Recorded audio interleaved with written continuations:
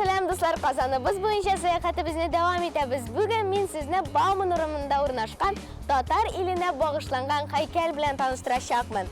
Композицияның авторы Финляндиядә яшәүче татар сынчысы Рафаэль Сайфуллин. Рафаэль Сайфуллин 1952 елда Самарада туа, Ленинградта белем ала. Бүген ул Европада танылган рәссам. Ни өчен татар иленә багышланган һәйкәл нәкъ менә ат образында чагыла дип уйлыйсыздар? Чөнки ат элек-электән татар халкының аерылмас юлдашы булган. Рафаэль Сайфуллин бу сын аша туган ягына мәхәббәтен чагылдыра. Ат үзенең сыртына кечерәйтелеп ясалган тулы бер дөньяны күтәргән. Менә татар кешесенең җанына кадерле авылы. Авыл уртасында манаралы мәчет ди автор. Олы юлның тузагында калды минем эзләрем.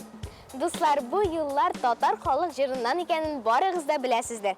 Ә җырны үзен беләсезме? Олы юлның тузагында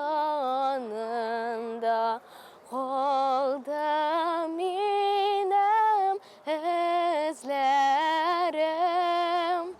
Әйткәнемчә, атның сыртында кечкенә генә татар авылы урнашкан, ә уртада мәчет.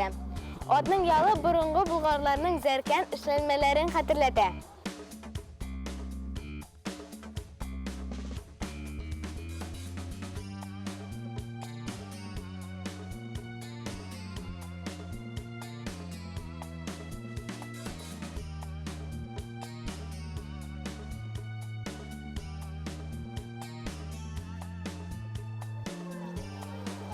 Атның өстендә бик нәфис итеп кечкенә генә кешеләр, җәнлекләр, уен кораллары, бизәкләр эшләнелгән.